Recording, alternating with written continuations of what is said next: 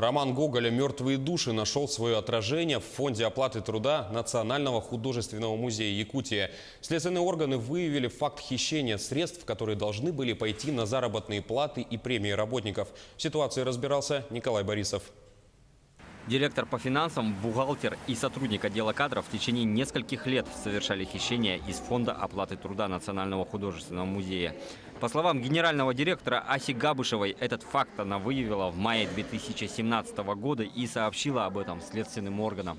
Целый год это шло расследование. И нельзя за счет 3 человек чернить весь коллектив музея. Причем это как бы не основные сотрудники, которые работают с коллекциями, с произведениями, читают беседы, проводят всю ту духовную работу, это бухгалтера. Факт хищения, по словам заместителя министра культуры и духовного развития республики Владислава Левочкина, был выявлен в ходе централизации бухгалтерии.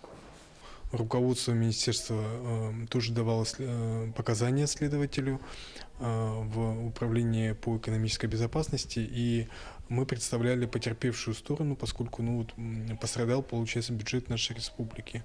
По словам генерального директора, похищенные деньги можно было потратить на квартальные и годовые премии сотрудникам. То, что случилось у нас в музее, это какой-то сигнал обществу, потому что как бы идет наступление этой черноты, этого мрака, этого худшего в обществе, и оно посмело, работая здесь, в музее, так поднять руку. «Мертвые души» Гоголя – культурное наследие русской литературы. Однако актуальности оно не теряет и сегодня. Надеемся, что после судебного разбирательства русская классика перестанет, наконец, служить руководством к действию.